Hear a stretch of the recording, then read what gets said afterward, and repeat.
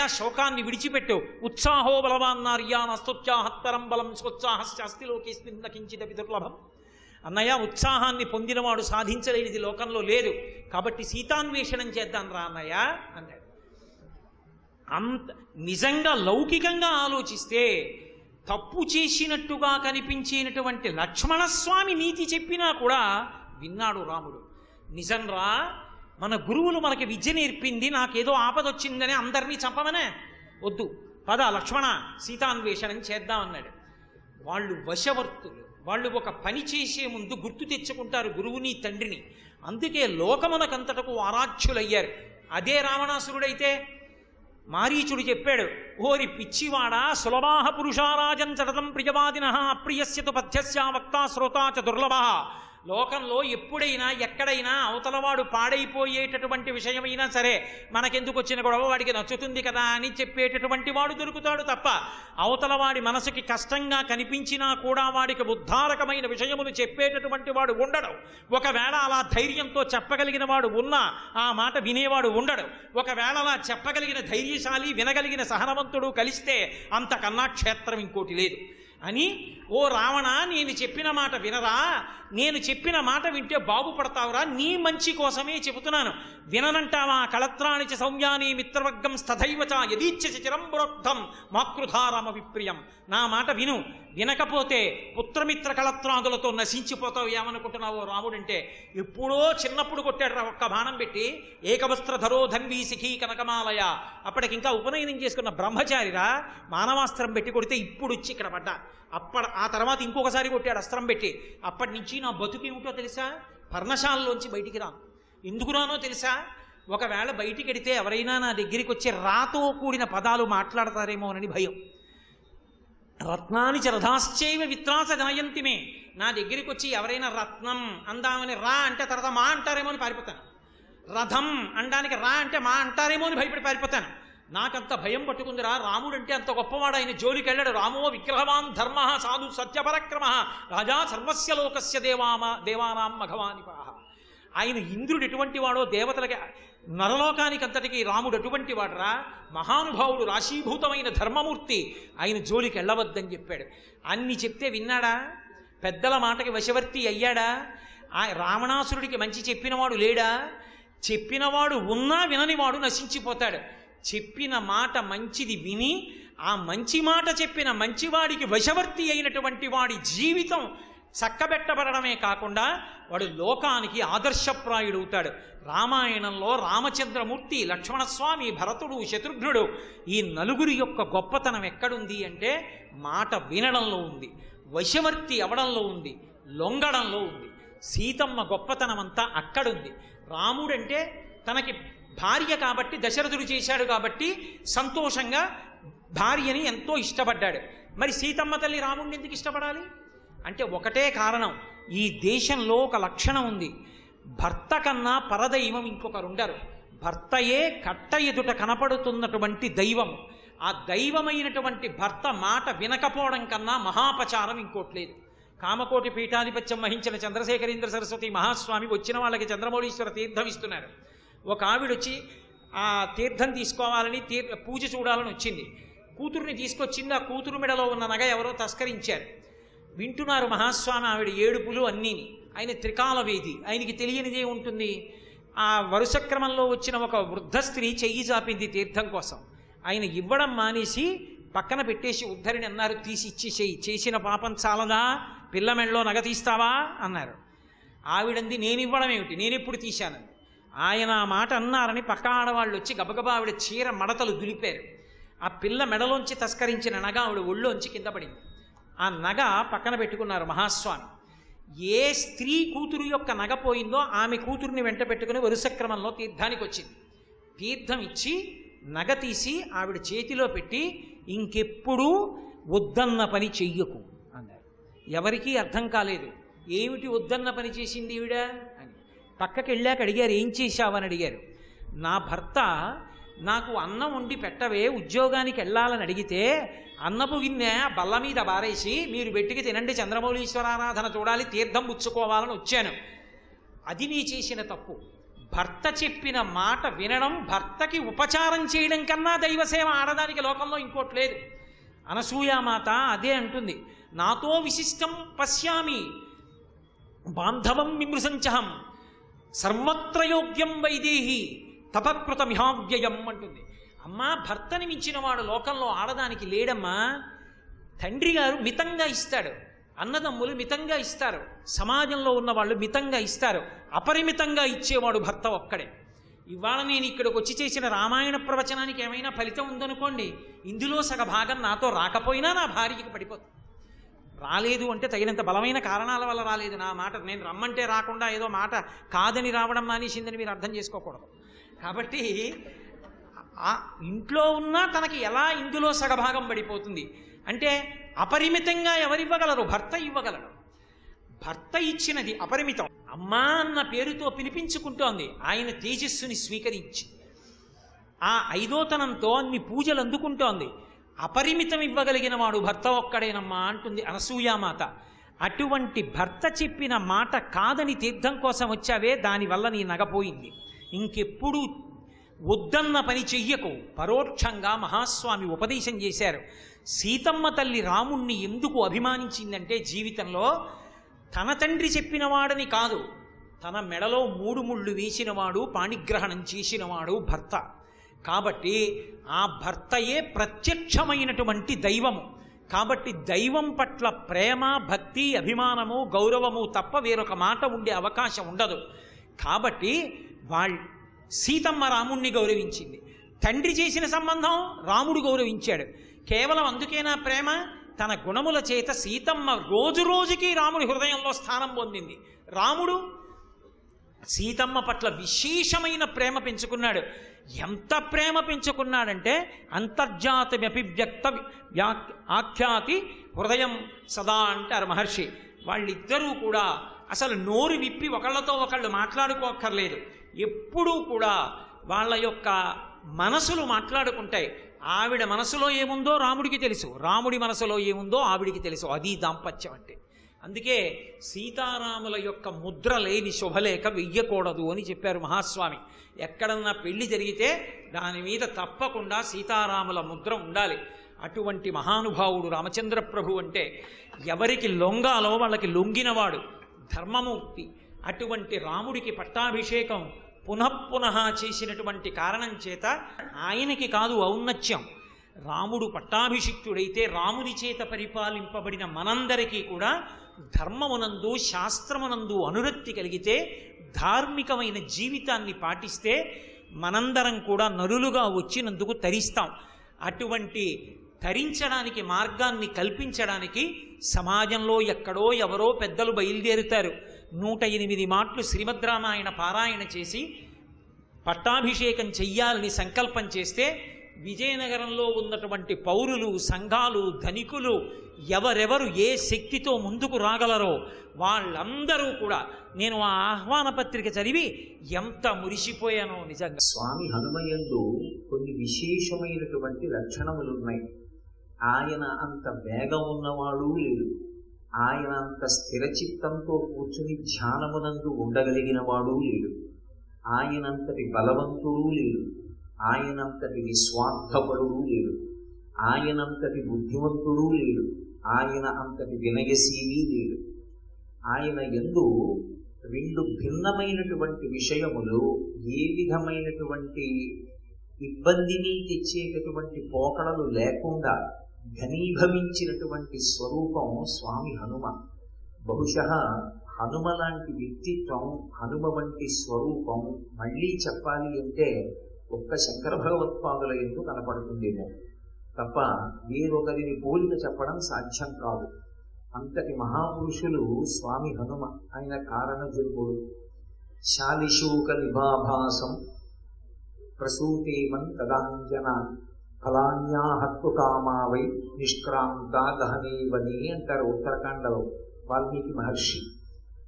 శాలిశూక నిభాభాసం, వడ్డుగింజ యొక్క రంగు ఏ కాంతిలో ఉంటుందో, ఏ బంగారు రంగులో ఉంటుందో అటువంటి బంగారు రంగులో ఆయన మెరిసిపోతూ ఉంటారు అని. తప్త కాంచన సన్నిధం, తప్తమైనటువంటి బంగారము ఏ రంగులో ప్రకాశిస్తుందో అటువంటి వర్ణములో ప్రకాశించేటటువంటి స్వరూపం ఉన్నవారు. మన దురదృష్టం ఏమిటంటే ఎక్కడ చూసినా హనుమని నీలం రంగు వేసి చూపిస్తూ ఉంటారు.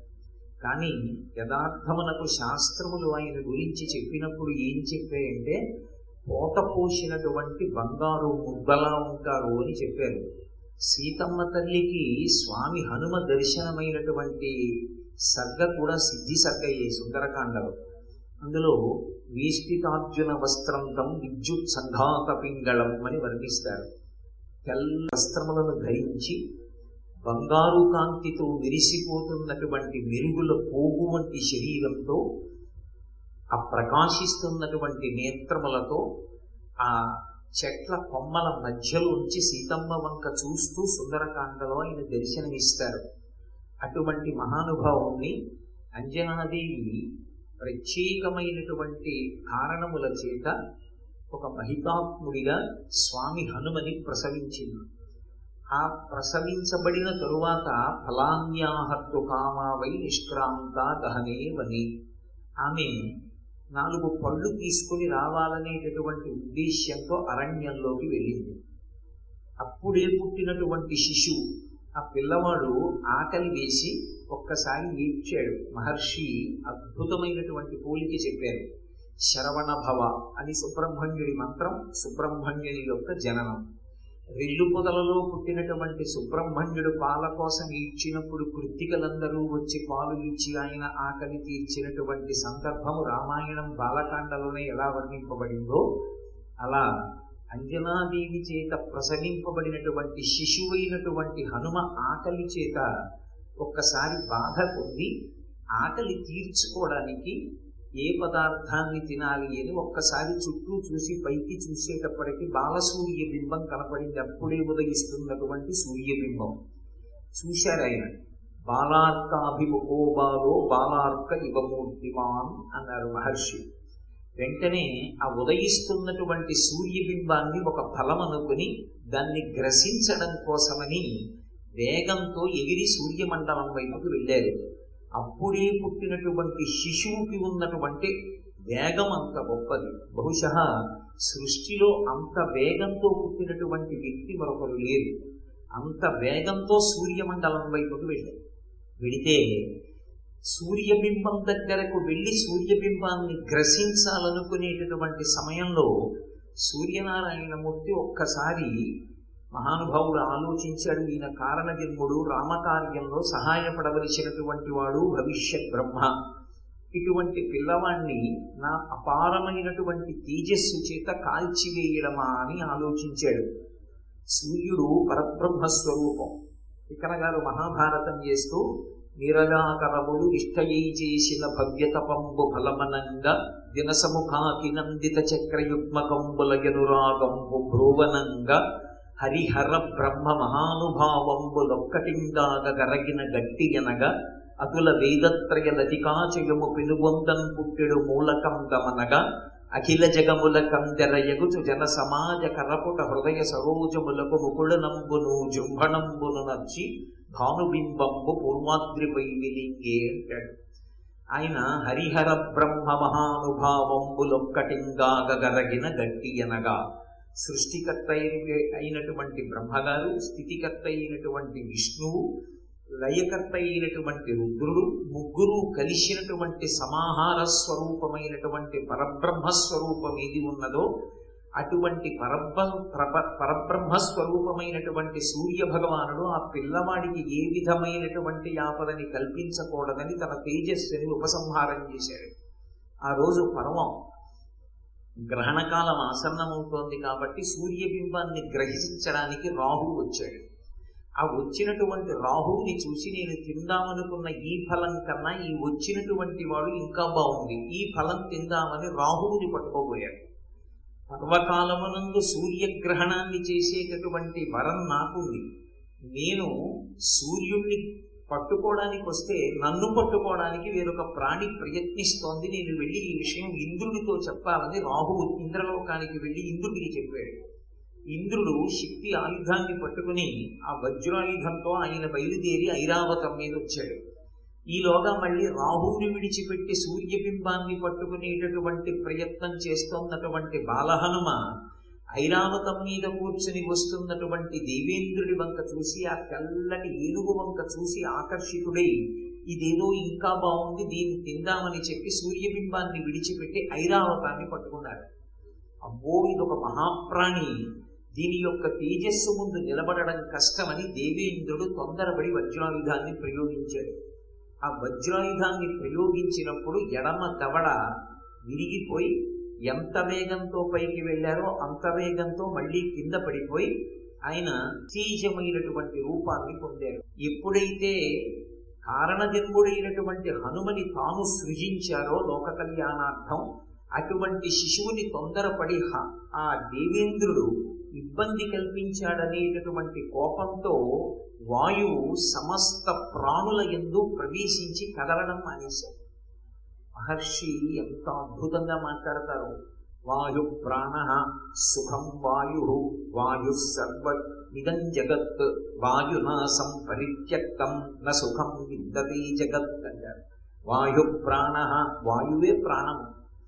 యావత్ పవనో నివసతి దేహే తావత్ పృచ్చతి కుశలంగేహే గతవతి వాయౌ దేహాపార్యే భార్యా బిభ్యతి తస్మిన్ కాయే అంటారు శంకర భగవత్పాదులు. ఎంతకాలం ఊపిరి తీస్తూ ఉంటామో అంతకాలం బాగున్నారా అంటారు. ఊపిరి తీయడం మానేగానే ఇది శివము కాదు శవము అని కొత్త వెదురు కర్రలు తీసుకొచ్చి ఓ కొత్త గుడ్డ పరిచి దాని మీద పడుకోబెట్టి తాళ్లు కట్టి తీసుకెళ్ళిపోతారు. నమస్తే వాయు త్వమేవ ప్రత్యక్షం బ్రహ్మాసి అని కీర్తిస్తుంది వేదం. అటువంటి వాయువు సుఖస్వరూపుడు. ఆయన అంతటా చల్లగా చక్కగా వీస్తుంటే అందరూ నేను హాయిగా ఉన్నానన్న భావన పొందుతారు. ఈయన హాయిగా ఉంటే ఉపన్యాసం చెప్పగలుగుతాడని కదా నా పక్కనది పెట్టారు. కాబట్టి వాయు ప్రాణ సుఖం వాయు. ఆ వాయువు లోకాన్ని విడిచిపెట్టేస్తే నా సుఖం విందతే జగత్, అసలు లోకమునందు సుఖమనేటటువంటి మాట లేదు. సరికదా, వాయువు ఒక్కదానికే ఒక లక్షణం ఉంది. అశరీర శరీరేషు వాయు చరతి పాలయన్న. వాయువుకి శరీరం ఉండదు.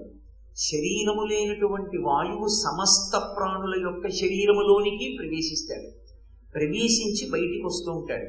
కేవలం లోపలికి వెళ్ళి బయటికి రావడం కాదు, ఆ వాయువు శరీరం అంతటా తిరుగుతూ ఉంటుంది.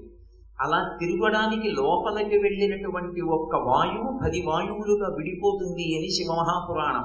ప్రాణ అపాన వ్యాన ఉదాన సమాన నాగ కూర్మ కృకర ధనంజయ దేవదత్తములనేటటువంటి 10 పేర్లతో విడివడి శరీరాన్నంతటినీ కూడా పోషణ చేస్తూ ఉంటాడు. అటువంటి వాయువు శరీరము లేకపోయినా అన్ని శరీరములలోకి ప్రవేశించి అన్ని శరీరములను పరిపాలన చేస్తాడు. ఆయన కాని ఒక్కసారి శరీరము లోపల తిరగడం ఆగిపోయిందా, కాష్టభూతాని జిజ్ఞిరే అన్నారు మహర్షి. శరీరములు కాష్టభూతములైపోతాయి. అప్పుడే శరీరం విడిచిపెట్టేసినటువంటి వ్యక్తి దగ్గరికి వెళ్ళి కాళ్ళు చేతులు కదిపితే ఊగుతాయి. కానీ లోపల వాయుచలనం కూడా ఆగిపోయింది అనుకోండి, ఇక లోపల తిరుగుతున్న వాయువు కూడా తిరగడం ఆగిపోతే ఒక కర్ర ఎలా తయారైపోతుందో శరీరం అలా తయారైపోతుంది. కాలు పట్టుకుని పైకెత్తితే తల వరకు కర్ర లేచినట్టు లేచిపోతుంది. కాబట్టి వాయువే ధర్మమునకంతటికీ కారణమై ఉంటాడు. ధర్మము దీన్ని ఆశ్రయిస్తుంది. ప్రధానముగా చెయ్యవలసినటువంటి కర్తవ్యము దేశకాలాదుల యందు ఏది వేదము చేత విధింపబడిందో అది చేయని నాడు అసలు లోకమునందు ధర్మం అనేటటువంటిది నిలిచే అవకాశం ఉండదు. ధర్మమునకు ప్రాణం ఎక్కడుంటుంది అంటే సంధ్యావందనంలో. అసలు సంధ్యాహీన శుచి, సంధ్యావందనం చెయ్యనటువంటి వాడు అశౌచంతో ఉన్నవాడితో సమానం. వాడు ఏ కర్మ చెయ్యడానికి అర్హతతో ఉండడు. అటువంటి సంధ్యావందనం చెయ్యాలి అంటే, ఆచమనం చెయ్యాలంటే అసలు చెయ్యి మడచబడాలి కదా, చెయ్యి వంగాలి. చెయ్యి వంగాలంటే వాయువు లోపల తిరగాలి. అర్ఘ్యప్రదానం చెయ్యాలంటే 2 చేతులు కదలాలంటే లోపల వాయువు కదలాలి. ఎప్పుడైతే వాయువు కదలడం ఆగిపోయిందో ఒక్క మనుష్య ప్రాణులకు కాదు, ధర్మచక్రం ఆగిపోతుంది. అది ఈశ్వర ప్రోక్తం. ధర్మచక్రం అంటే మనకి దేవతలందరూ అనుగ్రహించి వర్షం కురిపిస్తారు. వర్షము చేత మనం పాడి పంట పొందుతాం. పొందిన మనం తిరిగి యజ్ఞం చేసి యజ్ఞంలో హవిస్సునిస్తాం. ఆ హవిస్సుని దేవతలు ఆహారంగా స్వీకరిస్తారు. ఆహారంగా స్వీకరించినటువంటి దేవతలు దాని చేత తృప్తి పొందిన వారై మళ్ళీ ఈ లోకంలో ఉండేటటువంటి సమస్త ప్రాణులకు సుఖకారకమైనటువంటి వర్షాన్ని ఇస్తారు. ఆ వర్షం చేత మళ్ళీ మనందరం సుఖాన్ని పొందుతాం. ఈ ధర్మచక్రం ఎందుకు ఆగిపోతుందంటే లోపల వాయువు తిరగకపోతే ప్రాణులు యజ్ఞయాగాది క్రతువులు చెయ్యలేరు కాబట్టి, ఇప్పుడు ఇవ్వవలసిన హవిస్సు ఇవ్వరు కాబట్టి, హవిస్సు దేవతలకు అందలేదు కాబట్టి, దేవతలు ఈ లోకములకు ఉపకారము చెయ్యరు కాబట్టి ధర్మచక్రం నిలబడిపోతుంది. ఇప్పుడు ఇంత ఇబ్బంది ఏర్పడింది కాబట్టి దేవతలందరూ చతుర్ముఖ బ్రహ్మగారి దగ్గరికి వెళ్ళారు. అయ్యా, వాయువు కోపగించాడు, లోకంలో ఏ ప్రాణుల యందు ఆయన సంచరించడం లేదు, కాష్టభూతమైపోయింది జగత్తంతా, కాబట్టి మీరు జోక్యం చేసుకుని రక్షించండి అన్నారు. అది పరిపాలన యందు ఉండేటటువంటి సమర్థత అంటే. అందుకే సృష్టికర్త యందు స్థితికర్త లక్షణం ఉంటుంది, స్థితికర్త యందు సృష్టికర్త లక్షణం ఉంటుంది, సృష్టికర్త యందు లయకర్త లక్షణం ఉంటుంది. అందుకే మన సంప్రదాయంలో సనాతన ధర్మానికి ఉన్న గొప్పతనం అటువంటిది. అందుకే ఏ రూపాన్నైనా సరే పరబ్రహ్మస్వరూపంగా భావన చేసి కీర్తిస్తాం. అందులోనే సృష్టికర్తని, స్థితికర్తని, లయకర్తని చూస్తాం. షణ్మత స్థాపనాచార్యులైన శంకర భగవత్పాదులు గాణాపత్యాన్ని నిర్వచనం చేసి విఘ్నేశ్వరుణ్ణి కూడా పరబ్రహ్మస్వరూపంగా నిర్ణయం చేశారు. అందుకే శుక్లాంబరధరం విష్ణుం శశివర్ణం చతుర్భుజం ప్రసన్నవదనం ధ్యాయేత్ సర్వ విఘ్నోపశాంతయేత్ అంటే ఆయన్ని పరబ్రహ్మస్వరూపంగా కీర్తిస్తున్నామని గుర్తు. శుక్లాంబరధరం అంటే తెల్లని బట్టలు కట్టుకుని, విష్ణుం అంటే స్థితికారుడైన విష్ణువు గురించి చెప్తున్నారని కాదు, సర్వవ్యాపకుడైనటువంటి పరబ్రహ్మస్వరూపంగా గణపతిని పూజ చేస్తున్నారని గుర్తు. అందుకని గణానాం త్వా గణపతిం హవామహే కవిం కవీనాం ఉపవస్త్రమస్తమం జ్యేష్ఠరాజం బ్రహ్మణాం అని కీర్తించడం. జ్యేష్ఠరాజం అందరికన్నా ముందున్నవాడు, కవిం కవీనాం బ్రహ్మలకు బ్రహ్మ, పరబ్రహ్మస్వరూపమైనటువంటి గణపతి స్వరూపానికి నేను నమస్కారం చేస్తున్నాను, ఆయన విఘ్నములను తీయగలడు అని ప్రార్థన చేస్తున్నానని నా శ్లోకానికి అర్థం. కాబట్టి ఆ శ్లోకం 100కి 100 పాళ్ళు గణపతిని ఉద్దేశించి చెప్పినదే. అర్థం చేసుకోవడం సరిగ్గా వస్తే ఏది ఎవరి గురించి చెప్పారో తెలుస్తుంది. కాబట్టి అటువంటి మహానుభావుడైనటువంటి గణపతి కూడా పరబ్రహ్మస్వరూపమేనని షణ్మత స్థాపనాచార్యులైనటువంటి శంకర భగవత్పాదులు నిర్దేశించారు. లేకపోతే గణాపత్యం షణ్మతాల్లోకి ఎలా వస్తుంది, శంకర భగవత్పాదులు ఎలా చెప్తారు దాని గురించి? కాబట్టి విభాగం అంటే చేస్తారు, కానీ ఒకనాడు సృష్టికర్త స్థితికర్తగా ఉంటాడు, స్థితికర్త సృష్టికర్తగా ఉంటాడు, ప్రళయకర్త స్థితికర్తగా ఉంటాడు తప్ప గీత గీసుకుని ఇది నేనే చేస్తాను తప్ప వేరొకరు చేసే కార్యం కాదు అని ఎవరు అనరు. సర్వం శ్రీ ఉమామహేశ్వర పరబ్రహ్మార్పణమస్తు. స్వస్తి.